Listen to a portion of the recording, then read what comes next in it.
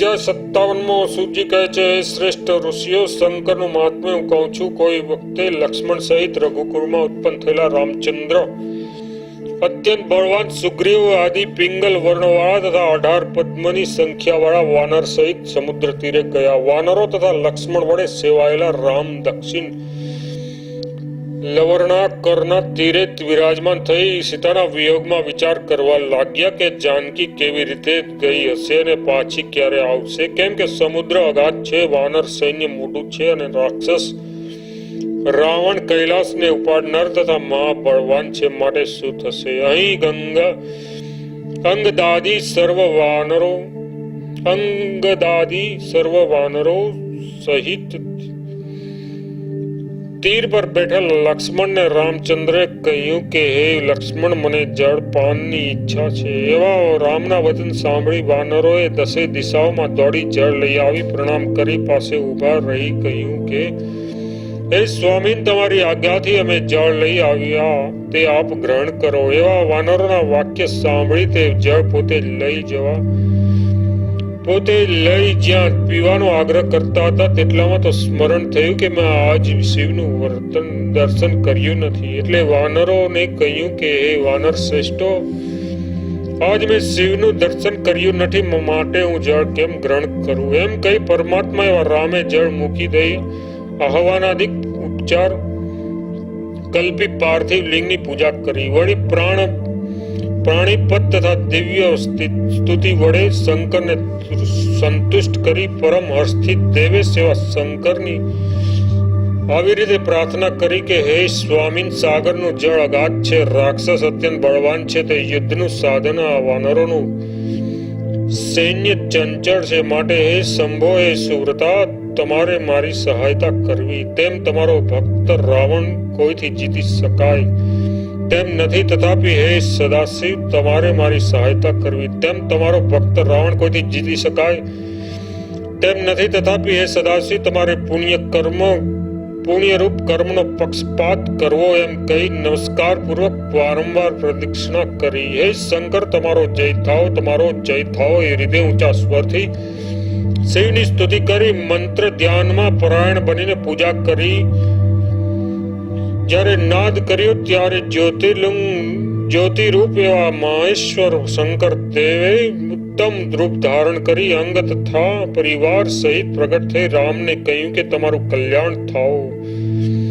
તે શિવના રૂપને જોઈ શિવના ધર્મમાં પરાયણ રાઘવે ફરીવાર વિધિપૂર્વક પૂજા કરી. ત્યાર પછી વિવિધ પ્રકારની સ્તુતિ કરી, હર્ષથી શિવને પ્રણામ કરી રાવણાદિક શત્રુથી જયની પ્રાર્થના કરી. ત્યારે મહાદેવે કહ્યું કે આપનો જય થાઓ. પછી શિવે આપેલા જળનું પ્રાશન કરી પોતાના કાર્યમાં મહાદેવની આજ્ઞા આપી તેની પ્રાર્થના કરી કે હે પ્રભો, હે શિવ, હે કરુણા સાગર, તમારે લોકોના ઉપકાર માટે તથા તેમને પાવન કરવા માટે હંમેશા અહીંયા બિરાજવું. એ રીતે રામચંદ્રે કહ્યું ત્યારે શિવલિંગ રૂપ થઈ ગયા અને જગતમાં રામેશ્વર નામથી પ્રસિદ્ધ થયા. શ્રવણ કરનારના પાપને ટાળે એવું રામેશ્વરનું આખ્યાન આ રીતે મેં તમને કહ્યું. ઇતિ શ્રી શિવ પુરાણે જ્ઞાન સંહિતાય ગુર્જર ભાષાય રામેશ્વર મહાત્મય નામ સપ્તપંચશતમોધ્યાય. અધ્યાય 58. હે ઋષિ શ્રેષ્ઠ, હવે કુસ્મેશ્વર નામે જ્યોતિર્લિંગનું સુંદર મહાત્મ્ય કહું છું. હે ઋષિ શ્રેષ્ઠ, દક્ષિણ દિશામાં દેવગિરી નામે પર્વતની સમીપે ભારદ્વાજના કુળમાં ઉત્પન્ન થયેલો બ્રહ્મને જાણનારા સુધર્મા નામે બ્રાહ્મણ હતો. તે ધર્મમાં પરાયણ હતો. સુદેહા નામે તેની સાધ્વી સ્ત્રી હતી. બ્રાહ્મણોમાં ઉત્તમ સુધર્મા તો દેવતા બ્રાહ્મણ તથા અતિથિનું પૂજન કરનાર, વેદ માર્ગમાં તત્પર, શ્રદ્ધાથી ત્રણેય કાળ અગ્નિમાં હોમ કરનાર, સૂર્યના સરખી ક્રાંતિ વાળો, શિષ્યને ભણાવનાર, વેદ તથા શાસ્ત્રમાં વિચક્ષણ, ધનવાન, દાતા તથા સૌમ્ય ગુણનું પાત્ર હતું. એ રીતે ધર્માચરણ કરતા તેનું ઘણું આયુષ્ય વ્યતીત થયું ગયું, પણ તેને પુત્ર થયો નહીં. તેથી તે સ્ત્રીઓ ઋતુ પણ સંતાન રૂપ ફળ નહીં થવાથી શૂન્ય થયો હતો. તો પણ વસ્તુ જ્ઞાનમાં પરાયણ એવા તેને કાંઈ પણ દુઃખ કર્યું નહીં. પોતાને તારનાર તથા પવિત્ર કરનારા પણ આત્મા જ છે એમ મનમાં ધારી તે સુધર્મા બ્રાહ્મણે દુઃખ લગાડ્યું નહીં. ત્યારે સુદેહા દુઃખ પામીને સ્વામીને કહેતી હતી કે તમે પુત્ર માટે યત્ન કરો. તે સાંભળી તે સુધર્મા બ્રાહ્મણ સ્ત્રીનો તિરસ્કાર કરી કહેવા લાગ્યો કે પુત્ર શું કરશે? માતા કોણ, પુત્ર કોણ, બંધુ કોણ તથા પ્રિય કોણ? હે પ્રિય, બધો સંબંધ સ્વાર્થને લીધે જ છે. વાસ્તવ વિચાર કરતા કોણ કોનું છે? કોઈનું નથી તેમ તારે જાણવું. એમાં સંશય સમજવો નહીં. માટે હે દેવી, તું દુઃખ છોડી દે. હે સુરતે, વારંવાર પુત્ર માટે મારી આગળ તારે કહેવું પણ નહીં. એ રીતે સ્ત્રીને વારી ભગવત ધર્મમાં તત્પર પરમ સંતુષ્ટ એવો તે સુધર્મા બ્રાહ્મણ શીતોષ્ણાદિક દ્વંદ સહન કરતો હતો. કોઈ વખતે સુદેહા પોતાના પાડોશીના વિશે ઘેર વિશે વાત કરવા માટે ગઈ. ત્યાં તેની સાથે ગજિયો થઈ પડ્યો. તેથી તે પડોશીની સ્ત્રીના સ્વભાવને લીધે સુદેહાને તિરસ્કાર પૂર્વક કહ્યું કે હે પુત્રીણી, તું ગર્વ કેમ કરે છે? તું પુત્રવાળી, હું પુત્રવાળી છું. મારું ધન તો પુત્ર ખાશે, પણ તારું ધન કોણ ખાશે? તારું ધન તો જરૂર રાજા લઈ જશે. માટે હે વાંજણી, તારા ધનને ધિક્કાર છે. એ રીતે પાડોશીની સ્ત્રીએ તિરસ્કાર કર્યો. તેથી સુદેહા પણ પોતાને ઘર આવી દુઃખિત થઈ. તેને સર્વ વૃત્તાંત પોતાના સ્વામીને કહ્યું. તો પણ તે બુદ્ધિમાન બ્રાહ્મણે કાંઈ પણ દુઃખ માન્યું નહીં અને પોતાની સ્ત્રીને કહ્યું કે હે પ્રિય, તેને જે કહ્યું તે ભલે કહ્યું, પણ જે ભાવી હોય તે થાય. એ રીતે કહી તેણે વારંવાર આશ્વાસના કરી. તો પણ તેના મનમાંથી દુઃખ ગયું નહીં. તથા પુત્ર પ્રાપ્તિ માટે આગ્રહ કરીને તેણે પોતાના સ્વામીને કહ્યું કે સ્વામી, તમે મારા પ્રિય છો, માટે કોઈ પ્રકારે પણ મને પુત્ર આપો. જો પુત્ર નહીં થાય તો હું દેહનો ત્યાગ કરીશ. સ્ત્રીનું કહેવું સાંભળી ચિંતાતુર સુધર્મા બ્રાહ્મણે પોતાની સ્ત્રીને વાસ્તવના સાંત્વના કરવા માટે અને પુત્રની પ્રાપ્તિની પરીક્ષા માટે અગ્નિની આગળ પ્રફુલ્લિત એવા 2 પુષ્પ રાખ્યા અને પોતાના મનમાં એવી ધારણા કરી કે દક્ષિણ તરફનું પુષ્પ પુત્ર રૂપ ફળ દેનાર અને બીજી તરફનું ખાલી એવી કલ્પના થી પુષ્પ નાખી પોતાની સ્ત્રીને કહ્યું કે આ 2 પુષ્પમાંથી પુત્ર રૂપ ફળની પ્રાપ્તિ માટે એક પુષ્પ તું ગ્રહણ કર. તેણે મનમાં વિચાર કર્યો કે સ્વામીએ જે પુષ્પ પુત્ર માટે ધર્યું હોય તેને પુષ્પ મારા મનમાં આવો એમ મનમાં કહી શિવ તથા અગ્નિને નમસ્કાર કરી પ્રાર્થના કરી 2 માંથી એક પુષ્પ ગ્રહણ કર્યું. પણ પુરુષે જે પુષ્પ પુત્રની પ્રાપ્તિ માટે ધાર્યું હતું તે પુષ્પ તેણે ઉપાડ્યું નહીં. તે જોઈ પુરુષે નિશ્વાસ મૂકી કહ્યું કે ઈશ્વરે જે નિર્માણ કર્યું હોય તે અન્યથા થાય નહીં. માટે હે પ્રિય, આશાને છોડી દઈ હરિ ભગવાનની પરિચર્યા કર. એવી રીતે સ્ત્રીને કહી સુધર્મા આશાનો ત્યાગ કરી ભગવાનના ધ્યાનમાં ધર્મના કાર્યમાં પ્રીતિવાન થયો. તો પણ સુદેહા નામની એવી સ્ત્રીએ પુત્રની કામનાનો આગ્રહ મૂક્યો નહીં ને સ્વામીને કહ્યું કે મને પુત્ર થાય તેમ ન હોય તો મારી આજ્ઞાથી બીજી સ્ત્રી કરો, એટલે તેને પુત્ર થશે, એમાં સંશય નથી. એવી રીતે સ્ત્રીની પ્રાર્થના સાંભળી સુધર્માએ સ્ત્રીને કહ્યું કે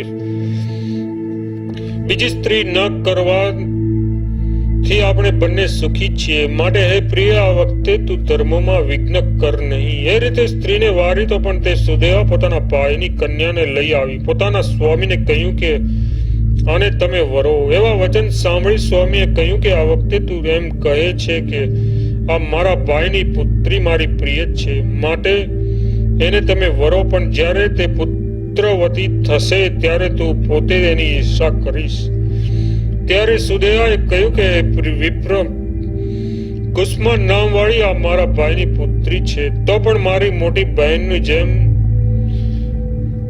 બહેનનું જેવી રીતે મારે દાસીપણું કરવું જોઈએ એવી રીતે હું તેનું દાસીપણું કરીશ, એમાં સંશય નથી. માટે આ વિવાહ તમે જરૂર કરો. એ રીતે સ્ત્રીની પ્રાર્થનાથી સુધર્મા મનનું સ્થિરપણું છોડી દે તે ગુસ્મા સાથે વિવાહ કરી તેને પોતાની સ્ત્રી સુદેહાને કહ્યું કે હે અનઘે, આ તારી છે, માટે તારે જ આનું પોષણ કરવું. એ રીતે કહી તે પોતાના ધર્મનું પાલન કરવા લાગ્યો. સુદેહા પણ ભાઈની પુત્રીને દાસીની પેટે સેવતી હતી. પછી ગુસ્મા સ્વામીની આજ્ઞા માની નિરંતર એકોત્તરસત પાર્થિવ લિંગ કરી તેનું પૂજન કરવા લાગી. એ રીતે નિરંતર વિધાન પૂર્વક પૂજન કરી પાછું તેનું વિસર્જન કરી પોતાની પાસે રહેલા તળાવમાં ઉપચાર સહિત તેને પધરાવતી હતી. એ રીતે નિરંતર નિયમથી કરતા લક્ષ પાર્થિવ લિંગનું પૂજન થયું. એટલામાં શિવની કૃપાથી નાનકડી ગુસ્માને સુંદર, શુભ અને ગુણવાન એવો પુત્ર ઉત્પન્ન થયો. તેને જોઈ આનંદ પામેલો જ્ઞાન ધર્મમાં પરાયણ અનાસક્ત એવો તે બ્રાહ્મણ સુખ ભોગવવા લાગ્યો. તે જોઈ સુદેહ નામની મોટી સ્ત્રી તેની અદેખાઈ કરવા લાગી. પ્રથમ તેનું હૃદય શીતળ હતું, તે પછી ખડક સમાન થયું. ગુસ્માના પુત્રને જોઈ સુદેહા દુઃખ પામી. સુત કહે છે, હે સૌનકાદિક બ્રાહ્મણો, સર્વ મનુષ્ય પુત્ર જણનારીની હંમેશા પ્રશંસા કરવા લાગ્યા. તે સુદેહાની સહન થયું નહીં. વળી બાળકને સૌંદર્ય પણ સહન થયું નહીં. તેથી સુદેહા નામની સ્ત્રી પુત્રને જોઈ બહુ દુઃખી થઈ. તેટલામાં તો બ્રાહ્મણો સુધર્માના પુત્રને કન્યા દેવા માટે આવ્યા. તે વખતે પુત્રને વરાવી વિધિ પુરસ્સર વિવાહ કર્યો. તેથી ગુસ્મા અને સુધર્મા પરમ આનંદને પ્રાપ્ત થયા. તેના સર્વ સંબંધ પણ ગુસ્માને માન આપતા હતા.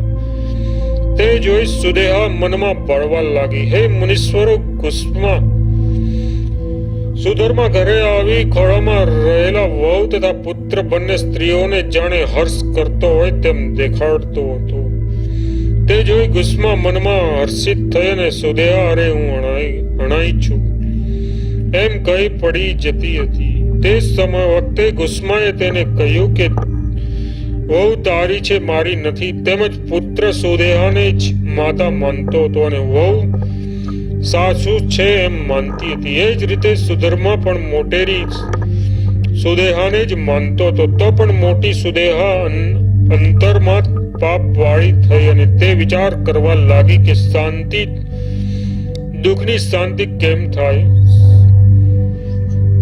મારો હૃદયાગ્નિ તો ગુસ્માના આંસુથી શાંત થાય, બીજી કોઈ રીતે નહીં. ઉપરથી મીઠું બોલનાર ગુસ્માના પુત્રને આજે મારી નાખું, પછી જેમ થવું હશે તેમ થશે એમ તેને નિશ્ચય કર્યો. કેમ કે કરદય એવા માણસની કૃત્યનો વિચાર કરતો નથી. પછી એક દિવસે સુદેહાએ સુતેલા પુત્રને છરીથી છેદન કરી સર્વ અંગના કટકા કરી લઈ રાત્રિમાં જઈ તળાવમાં નાખી દીધા. જે તળાવમાં ગુસ્માએ નિરંતર લિંગ નાખ્યા હતા ત્યાં પુત્રના અવયવના કટકા નાખી પોતે સુખેથી સૂઈ રહી. પ્રાતઃકાળમાં ઉઠી ગુસ્માએ લિંગ પૂજન કરી રૂપ પોતાનું નિત્ય કર્મ કર્યું. સુધર્માએ પણ પોતાની નિત્ય કર્મ કર્યું. એ રીતે સ્નાનાદિ કરી તે બેઉ સ્ત્રી પુરુષે પોતાનું નિત્ય કર્મ કર્યું. તેટલામાં શીતળ અગ્નિવાળી એ સુદેહા પણ આનંદથી ઘરનું કાર્ય કરતી હતી.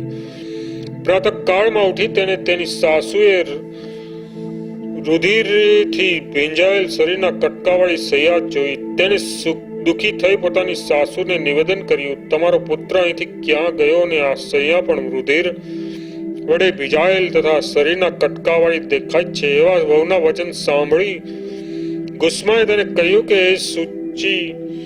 સૂચિ વ્રતે હું અણાઈ છું. આ દુષ્કર્મ કોણે કર્યું? મોટી સુદેહા પણ અરે હું અણાઈ છું એમ કઈ દુઃખ કરવા લાગી અને મનમાં તો પ્રસન્ન થઈ. ગુસ્મા વહુનું દુઃખ જોઈ ને પણ પાર્થિવ પૂજન રૂપ પોતાના નિત્ય કર્મથી ચલાયમાન થઈ નહીં. હે મુનીશ્વરો, તે ગુસ્માનું મન પુત્રમાં ઉત્કંઠિત પણ થયું નહીં. તેનો પતિ સુધર્મા પણ પોતાના વ્રતનો વિધિ થયો ત્યાં સુધી તેમ જ શાંત થઈ બેસી રહ્યો. પછી મધ્યાહન થયો. તે વખતે તે વખતે ભયાવહ એવી સૈયાને જોઈ તો પણ તે મુનીશ્વરો તે ગુસ્માએ દુઃખ કર્યું નહીં, કેમ કે તેના મનમાં વિચાર આવ્યો કે જે કારણથી આપણે આ ઈશ્વરની પ્રાર્થના કરી તેનું રક્ષણ કરવાની જો ઈશ્વરની ઈચ્છા હોય તો તે રહે, નહીં તો રહે નહીં. કેમ કે સ્વતંત્ર એવા ઈશ્વર જેમ માળી પુષ્પને જોડે એમ જુદા પણ કરી નાખે, તેમ જીવોનો સંયોગ તથા વિયોગ પોતાની ઈચ્છા પ્રમાણે કરે, કારણ આ સૃષ્ટિ આદિ ભગવાનની ક્રિયા છે. માટે એ વિશે આપણી ચિંતા શા કરવાની, એમ વિચારી તેને દુઃખ કર્યું નહીં અને શિવમાં ચિત્ત રાખી નિત્યની પેટે પાર્થિવ લિંગને લઈ તળાવને કાંઠે જઈ તેના પાર્થિવ લિંગ નાખી જ્યાં પાછી વળે છે તેટલામાં તળાવને કાંઠે તેને પોતાના પુત્રને જોયો. તે વખતે પુત્રે કહ્યું, એ માતા તું અહીં આવ, મરણ પામી જીવતો થયો છું એમ બોલતો પુત્ર તેણે જોયો, તેમ છતાં પોતે હર્ષિત કે દુઃખિત થઈ નહીં, જેવી પૂર્વે હતી તેવી જ રહી, કેમ કે હર્ષ તથા શોક પોતાને સરખા છે.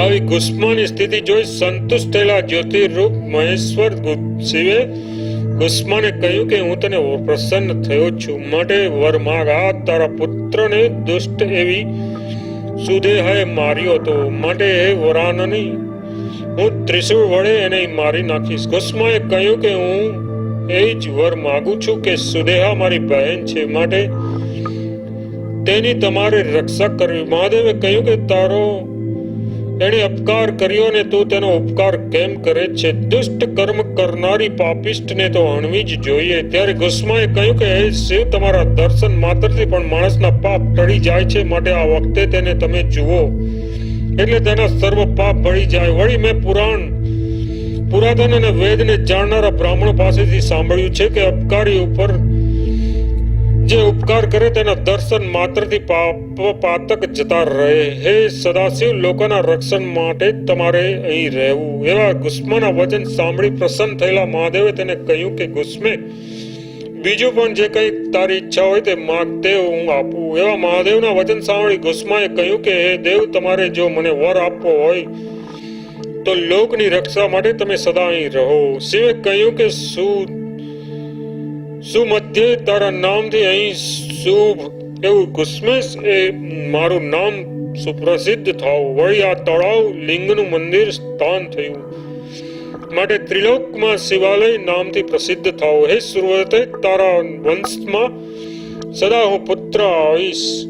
તે પુત્રો સાગ્નિક સદન આયુષ્યમાન વિદ્યાવાન સુંદર સ્ત્રીઓ વાળા સ્વર્ગ તથા મુક્તિરૂપ ફળને પામનારા થશે, એમાં સંશય નથી. એવો સુશોભન તારો વંશ વિસ્તાર પામશે, એમ કઈ શિવલિંગ રૂપ થઈ ગયા. તે મહાદેવ ગુસ્મેશ નામે પ્રસિદ્ધ થઈને તે તળાવ શિવાલય નામથી પ્રસિદ્ધ થયું. વળી સુધર્મા તથા ગુસ્માએ સુદેહાને તેનું પાપ ટાળવા માટે શિવની તથા શિવાની એકોત્તર પ્રદક્ષિણા કરાવી. પછી તે ત્રણેય મહાદેવની પૂજા કરી એકબીજાની આશ્વાસન કરી અંતરનો મળ છોડી દઈ પરસ્પર મળી જઈ સુખ પામ્યા. આવા જ્યોતિર્લિંગનું જે દર્શન કરે તે પાપથી મુક્ત થાય ને શુક્લ પક્ષમાં જેમ ચંદ્ર વૃદ્ધિ પામે તેમ તેનું સુખ નિરંતર વૃદ્ધિ પામે. આ લિંગોનું કારણ મેં તમને કહ્યું, અને જેટલા જ્યોતિર્લિંગ છે તે પણ જે રીતે મેં સાંભળ્યા હતા તે રીતે તમને કહ્યા. જે સાંભળી મનુષ્ય ક્ષણ માત્રમાં સર્વ પાપથી મુક્ત થાય એવા સૂતના વચન સાંભળી લોકના કલ્યાણ માટે ઋષિઓ પૂછવા લાગ્યા. ઋષિઓએ પૂછે છે, એ સૂત, તારા મુખથી શિવનું મહાત્મ્ય સાંભળી અમે તૃપ્ત થતા નથી, માટે હર્ષથી પરમાત્મા એવા શિવના બીજા પણ જે ચરિત્ર હોય તે પ્રસન્નતાથી અમને કહો. ઇતિ શ્રી શિવ પુરાણે જ્ઞાન સંહિતાય ગુર્જર ભાષા જ્યોતિર્લિંગ વર્ણન નામાષ્ટ 57મો અધ્યાય. અધ્યાય 59. સૂતજી કહે છે, હે શ્રેષ્ઠ ઋષિઓ, પરમાત્મા શિવનું ચરિત્ર કહો તે સાંભળો. આકાશના તારા, પૃથ્વીની રજ તથા વરસાદની ધારાના બિંદુની પણ સંખ્યા ગણી શકાય, પણ શિવના ગુણનું સંખ્યા ગણી શકાય નહીં. તથાપી જેવી રીતે મેં સાંભળ્યું છે અને જેવી રીતે બુદ્ધિ તે પ્રમાણે કહું. અને જેવી મારી બુદ્ધિ તે પ્રમાણે હું કહું છું. જ્યારે ક્રોધાયમાન થયેલા નૃસિંહ ક્રોધથી મુક્ત થયા નહીં ત્યારે શિવે દેવતાઓના હિત માટે અદ્ભુત એવું સરભનું રૂપ ધારણ કર્યું. તે વખતે સરભરૂપી એવા તે શિવને જોઈ નૃસિંહ લીન બની ગયા અને શિવથી ભય પામી સર્વ દેવાદિક પણ ત્રાસ પામવા લાગ્યા. ઋષિઓ પૂછે છે, હે સુત, હે સુવ્રત, નરસિંહનું ચરિત્ર તમે અમને કહેવા યોગ્ય છો. સુત કહે છે, હે મુનીશ્વરો, લક્ષ્મીને યુદ્ધ જોવાની ઈચ્છા થઈ ત્યારે લક્ષ્મીએ ભગવાનને કહ્યું કે મારે યુદ્ધ જોવાની ઈચ્છા છે, પણ કોમળ શરીરથી તમે યુદ્ધ કરવાની કેમ ઈચ્છા કરો? એવા લક્ષ્મીના વચન સાંભળી વિષ્ણુએ તેને કહ્યું કે હે સુવ્રતે, હું તને યુદ્ધ દેખાડીશ. ત્યાર પછી કોઈ દિવસે મારે કોની સામે યુદ્ધ કરવું એમ ભગવાન વિચાર કરવામાં તત્પર હતા. તેટલામાં તો સનકાદિક કુમારાદિક ઋષિઓએ જય વિજયને શાપ આપ્યો. તે નિમિત્તે તેઓ કોલાહલ થયો. તે જાણી ત્યાં આવી ભગવાને દ્વારપાળ તથા કુમારોને કહ્યું કે તમે બધાએ અયુક્ત કર્યું, પણ ઠીક, કેમ કે જે થયું તે કઈ અન્યથા થયું નથી. એમ કરીને વળી ભગવાને કુમારોને કહ્યું કે આ જય વિજય ઉપર તમે અનુગ્રહ કરો.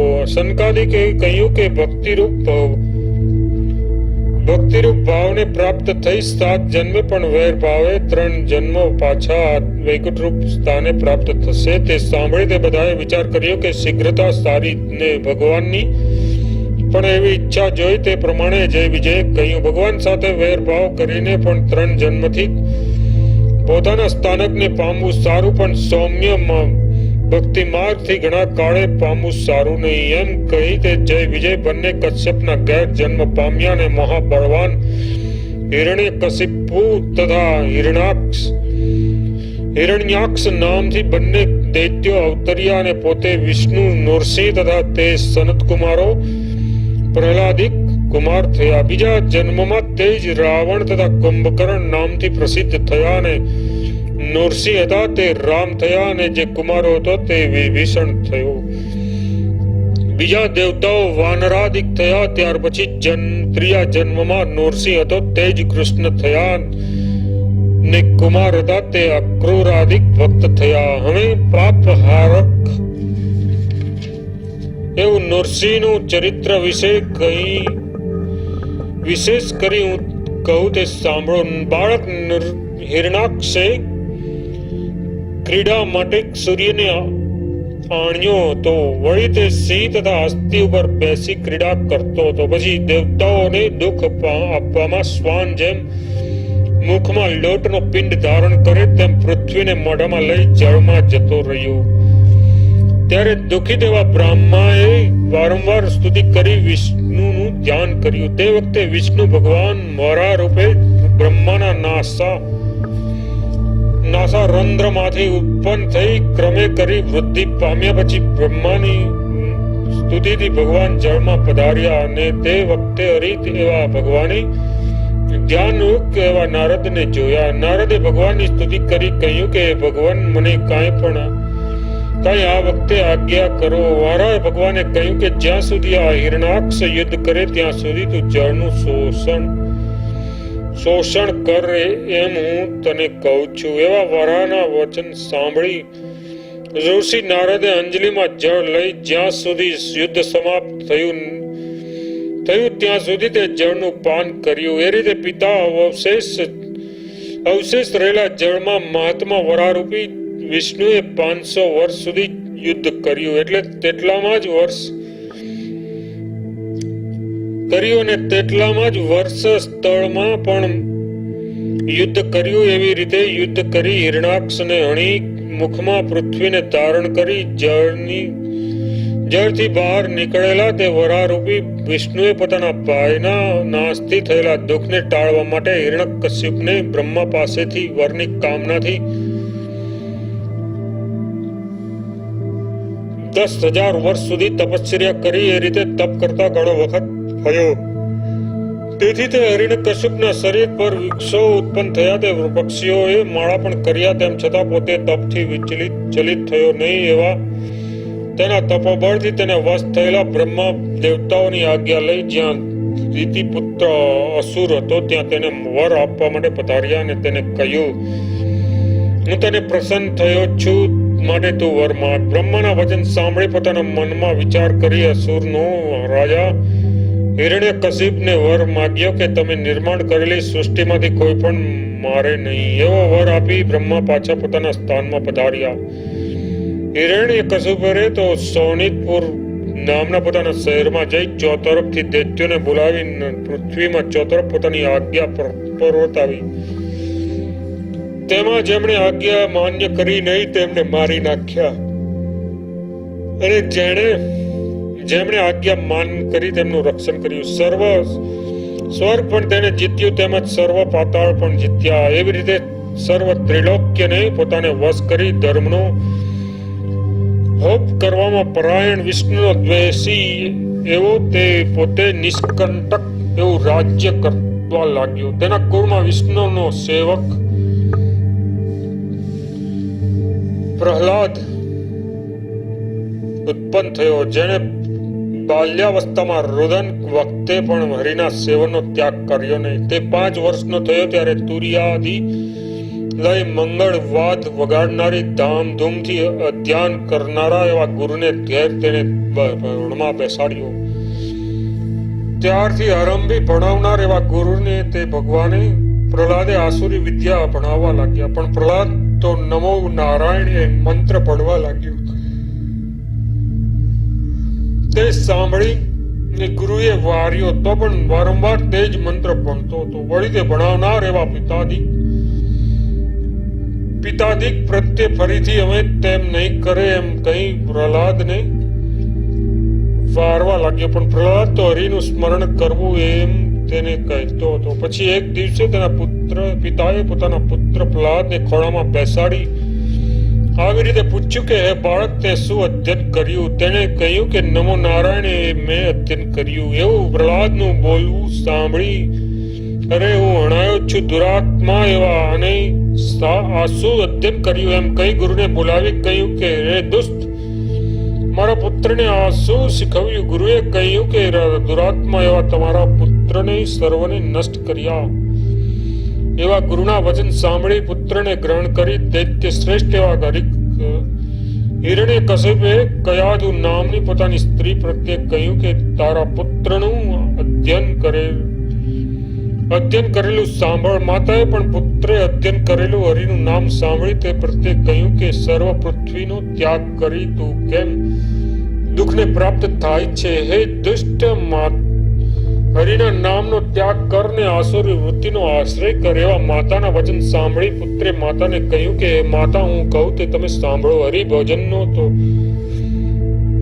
હરિભજનનો હું ત્યાગ કરીશ ને મોટો હાથી મચ્છરના ભયથી શું રાજાના દ્વારનો ત્યાગ કરે, તેમજ હું પણ તુચ્છ ભયથી હરિનો ત્યાગ નહીં કરું. કેમ કે જીવા, કાન, મસ્તક, હાથ, પગ એ સર્વ ઇન્દ્રિયો હરિના ભજનથી જ સાર્થક થાય છે. માટે જે થવાનું હોય તે થાઓ, પણ હરિ કીર્તનનો હું ત્યાગ નહીં કરું.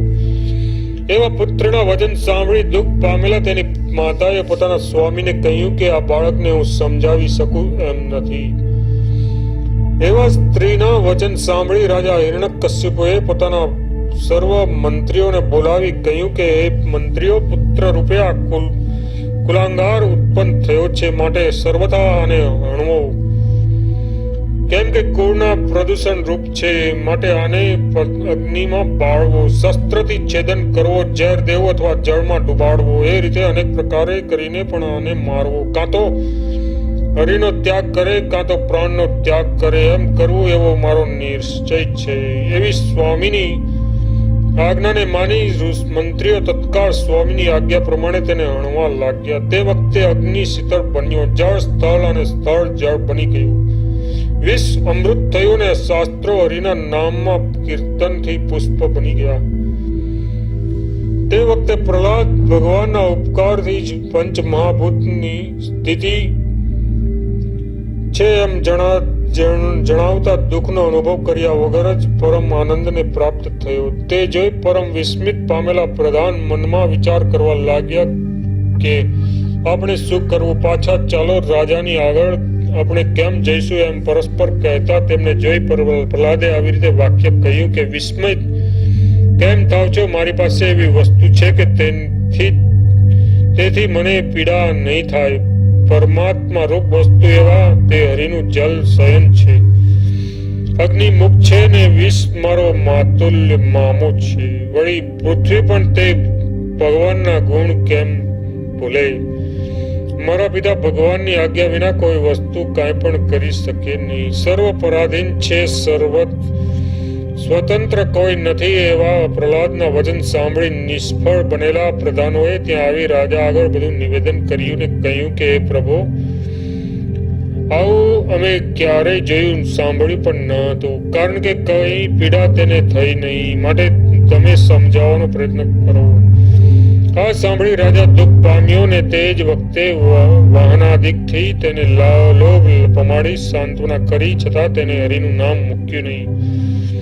સૂત કહે છે, સૌનકાદિક ઋષિઓ જેમના મનમાં સંસારિક સુખ સ્વપ્ન સરખું છે ને ભગવાનનું ભજન, સેવન, ધ્યાન, પૂજન તથા સ્મરણ અનંત સુખ દેનારું છે, એવા નિશ્ચય વાળા પુરુષે પ્રણાંતે પણ ધર્મથી ચલાયમાન થાય નહીં. ત્યારે અત્યંત નિશ્ચય વાળો પ્રહલાદ તો કેમ ચલાયમાન થાય? તો પણ રાજા એવા હિરણ્યકશ્યપએ પ્રહલાદને ગુરુને સોંપ્યો. ગુરુએ બાળકને બીજા બાળકો સહિત તેને પણ આસુરી વિદ્યા ભણાવવા લાગ્યો તથા આવી રીતે તેને કહેવા લાગ્યો કે બાળકો કેવી રીતે ભણે છે તે તું જો ને તું પણ આ વિદ્યા ભણ એટલે રાજા તેને સુખ આપશે. વળી પિતાની આજ્ઞાનું પાલન કરવું એ પુત્રનો પરમ ધર્મ છે, માટે તેની આજ્ઞા પ્રમાણે વર્તીશ તો પિતાની ગાદી તને મળશે એવા સંશય નથી. આવા ગુરુના વચન સાંભળીને પણ નમો નારાયણ એ મંત્ર તે સર્વ બાળકોને ભણાવવા લાગ્યો ને હરિ નામના સ્મરણોપદેશથી તેઓને સંસાર દુઃખથી નિવૃત્ત કરવા લાગ્યો. વળી ગુરુ જે પ્રમાણે દૂર ગયા હોય તે વખતે તેમને આવી રીતે જ્ઞાન આપવા લાગ્યો કે માતા પિતા, બંધુ ભ્રાંત સંબંધી, મિત્ર તથા કલત્ર એટલે કે પોતાની સ્ત્રી એમાંથી કઈ પણ સુખ પૂર્ણ સુખ આપનાર નથી. આ સાંસારિક દુઃખ સુખ તો સ્વપ્ન તુલ્ય છે, માટે હરિનું ભજન કરવું એ સર્વથી ઉત્તમ છે. એવા પ્રહલાદના વચન સાંભળી તે સર્વ બાળકો પણ નમો નારાયણ એ મંત્રનો ઉચ્ચાર કરતા સર્વ આનંદ પામ્યા. તે સાંભળી ક્રોધ તથા દુઃખ પામેલા ગુરુએ તેનો તિરસ્કાર કરી મરણોત્તોલ થાય એવો પ્રહલાદને માર્યો. તે જોઈ સર્વ બાળક પાછા ચલાયમાન થયા, પણ પરમ ધૈર્યને આશરે એવો પ્રહલાદ ચલાયમાન થયો નહીં. વળી ગુરુએ પ્રહલાદને કહ્યું કે તું પિતાને ગણતો નથી, માટે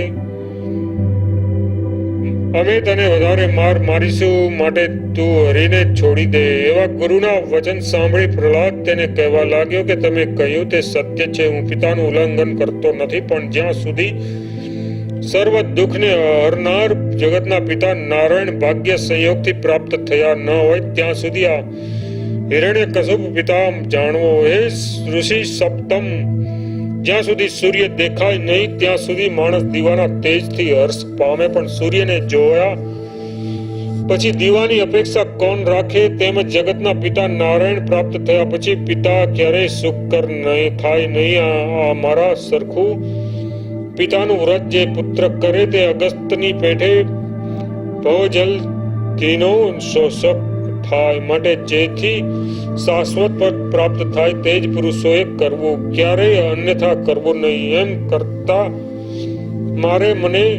તમારે મને મારવો હોય તો મારો, હું કઈ નિષેધ કરતો નથી. નિરંતર જે મારા પિતા છે તે મારી રક્ષા કરશે. વિપ્ર કદી ગુરુએ કોને કેટલીક પીડા કરી તો પણ વાકુફ થયું નહીં.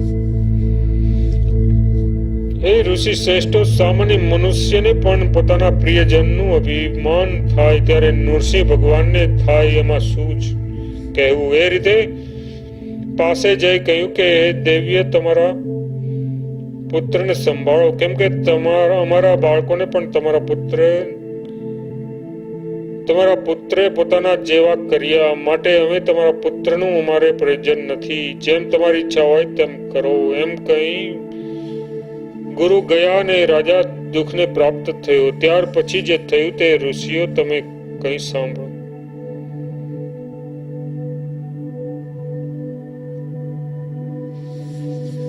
इति श्री शिव पुराणे ज्ञान संहिताय गुर्जर भाषाय नृसिंह वाक्य निरूपण नामक अष्टाध्याय।